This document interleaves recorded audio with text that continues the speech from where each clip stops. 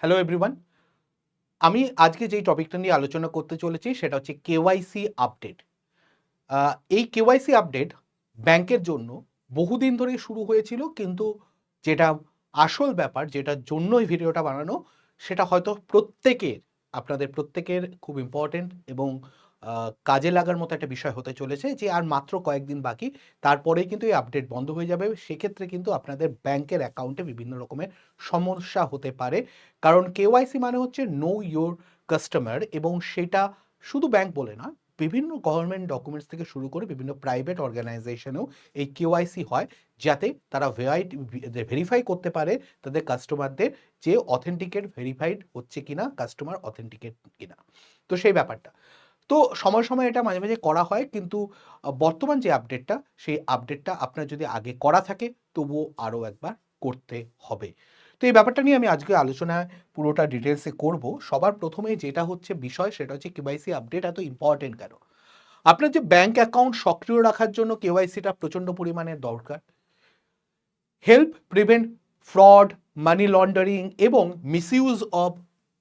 Misuse of account, যেটা আমি এক্ষুনি বললাম, যে ভেরিফাই করার জন্য অ্যাকাউন্ট ঠিক লোকের হাতে গেছে কিনা সেটার জন্য দরকার। Ensure the seamless transaction of government benefit. অনেক সময় ডাইরেক্ট বেনিফিট ট্রান্সফার ডিবিটি যেটাকে বলা হয়, যেরকম একটা সময় আমাদের যেরকম এলপিজি গ্যাসের ক্ষেত্রে একটা বেনিফিট ট্রান্সফার করা হতো, বাড়িতে গ্যাস নিলে তার একটা বেনিফিট অ্যামাউন্ট ব্যাংকের অ্যাকাউন্টে পাঠানো হতো, এইরকম বেনিফিট ট্রান্সফার। বর্তমানে লক্ষ্মীর ভাণ্ডার যেরকম, সেটার টাকাও যেরকম ব্যাংকের অ্যাকাউন্টে ঢোকে, এরকম বেশ কিছু বেনিফিট ট্রান্সফার সেটার মাধ্যমে, ব্যাংকের মাধ্যমে হয়, এবং সেক্ষেত্রেও কিন্তু সমস্যা হতে পারে।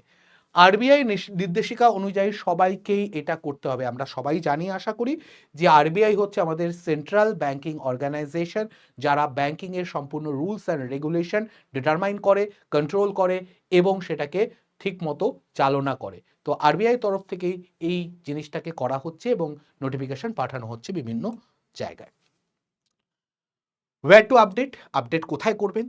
আপনার নিকটবর্তী যে গ্রাম পঞ্চায়েত, যদি আপনারা গ্রামে থেকে থাকেন সেক্ষেত্রে গ্রাম পঞ্চায়েতে ক্যাম্পে যান, সেখানে গিয়ে করান। সেখানে বিভিন্ন ক্যাম্প অর্গানাইজ করা হচ্ছে, তার মাধ্যমে আপনারা করান। দ্বিতীয় হচ্ছে, অল্টারনেটিভলি আপনি আপনার নিয়ারেস্ট যে ব্যাংক অ্যাকাউন্ট আছে, ব্যাংকের ব্রাঞ্চ আছে, সেই ব্যাংকের ব্রাঞ্চে, আপনার এসবিআই অ্যাকাউন্ট হলে এসবিআই যান, ব্যাংক অফ বরোদা হলে সেখানে যান, অন্য কোনো ব্যাংক, পাঞ্জাব ন্যাশনাল ব্যাংক হলে তার ব্রাঞ্চে যান, সেই ব্রাঞ্চে গিয়ে এটা আপডেট করান। 1 জুলাই 2025 থেকে 30 সেপ্টেম্বর 2025 পর্যন্ত এটা চলবে। তো অনেকদিন শুরু হয়ে গেছে, জুলাই থেকে, জুলাই আগস্ট কেটে এবার সেপ্টেম্বর পড়তে চলেছে। 30 সেপ্টেম্বরে এটা শেষ হবে, তার মধ্যে আপনাদের করে নিতে হবে। এই ব্যাপারটাই বলে রাখার। এরপরের প্রশ্ন যেটা হচ্ছে যে when update is not needed, কখন আপডেট দরকার নেই। আপনার যদি নাম বা ঠিকানা পরিবর্তন না হয়ে থাকে, আপনার নাম যদি একই থাকে, আপনার ঠিকানাও যদি একই থাকে, নাম পরিবর্তন হয় নাকি? অনেকের সারনেম পরিবর্তন হয় বিয়ের পরে, অনেকে করে না, বাট অনেকে পরিবর্তন করেও নেয়, অনেকের নামও পরিবর্তন হয়, সেই ক্ষেত্রে এটা দরকার নেই। যদি না হয়ে থাকে তাহলে দরকার নেই। ঠিকানাও যদি একই ঠিকানায় থাকেন তাহলে দরকার নেই। শুধুমাত্র একটি সেলফ ডিক্লারেশন বা স্বঘোষণাপত্র, যেটার মধ্যে আপনি লিখে দেবেন যে আমার একই আছে, সেটা লিখে দিয়ে দিলেই হয়ে যাবে। No extra document required. সেটাকে সেলফ অ্যাটাস্টেড করে দেবেন, লিখে দেবেন যে আমার অ্যাড্রেস এবং নাম একই আছে, এবং সেটাকে যদি নিজের সই করে আপনি জমা করেন তাহলেই হবে, কোনো ডকুমেন্টস আলাদা করে দিতে হবে না। অবশ্যই আপনার অ্যাকাউন্ট নাম্বার, আপনার বাকি ব্যাংকিং ডিটেলসগুলো ওখানে মেনশন করে দেবেন, কিন্তু কোনো ডকুমেন্টস লাগবে না। ওকে। কিন্তু কখন লাগবে? Documents required if name and address change. যদি নাম আর অ্যাড্রেস আপনার চেঞ্জ হয়, সেক্ষেত্রে আপনাকে কিন্তু এটা করতেই হবে। কি করতে হবে? কি দিয়ে আপনাকে কি আনতে হবে? ভ্যালিড ডকুমেন্টের মধ্যে আপনি আধার কার্ড দিতে পারেন। ব্রিং এনি ওয়ান, যে কোনো একটা আনলেই চলবে। আধার কার্ড হতে পারে, আপনার ভোটার আইডি কার্ড হতে পারে, আপনার নরেগা কার্ড, নরেগা জব কার্ড, যেটাকে বলা হয় এখন মনরেগা হয়ে গেছে, সেটা, সেই কার্ড আনতে পারেন।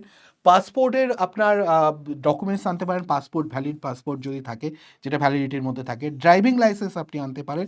অন্যান্য সরকারি অনুমোদিত কোনো আইডি, যদি আপনাকে আইডেন্টিফাই করার জন্য আইডি কার্ড হিসাবে ব্যবহার করে থাকেন, তাহলে সেটাকেও আপনি ব্রিং করতে পারেন। চেষ্টা করবেন যে প্রথম দুটোর মধ্যে যদি হয়ে যায় খুব ভালো। প্যান কার্ড এক্ষেত্রে সবসময় অ্যাকসেপ্টেড হবে না, কারণ প্যান কার্ডে আপনার সবসময় অ্যাড্রেস থাকবে না। তো সেক্ষেত্রে প্যান কার্ডটা অ্যাকসেপ্টেড নয়, কারণ আপনার নাম এবং অ্যাড্রেস দুটোই যেটার মধ্যে আছে সেটা ম্যান্ডেটরি হবে সেক্ষেত্রে।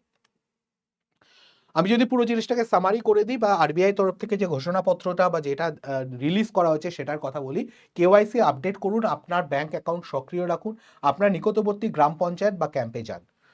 1 জুলাই থেকে 30 সেপ্টেম্বর পর্যন্ত এটা হবে। কেওয়াইসি আপডেটের জন্য প্রয়োজনীয় নথি কি? যদি নাম বা ঠিকানা না বদল করে থাকে তাহলে স্বঘোষণাপত্রই যথেষ্ট।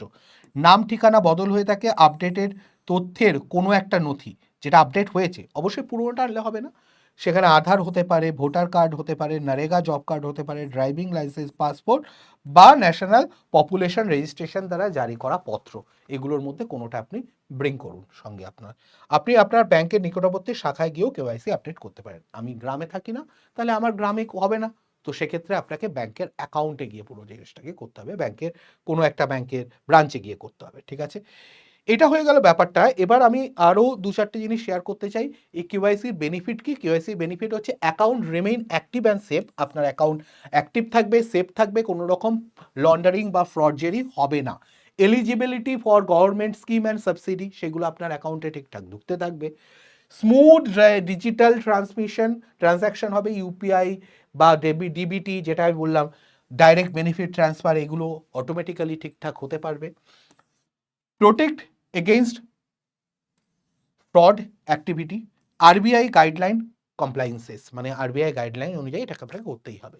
তার মানে সবাইকে যেতে হবে। আপনি যদি নাম আর অ্যাড্রেস চেঞ্জ না হয়ে থাকে তাহলে সেটা ডিক্লারেশন জমা দিতে হবে, আর যদি চেঞ্জ হয়ে থাকে তাহলে আপনাকে পুরো ডকুমেন্টসগুলো সহ জমা করতে হবে। কোথায় আরবিআই কন্ট্যাক্ট বা সাপোর্ট, এখানে কিছু দেওয়া ছিল সেগুলো আমি বলে দিচ্ছি। অফিসিয়াল পোর্টাল যদি বলা হয়, আরবিআই कहता है .rbi.org.in/KYC, এখানে গিয়ে দেখতে পাবেন।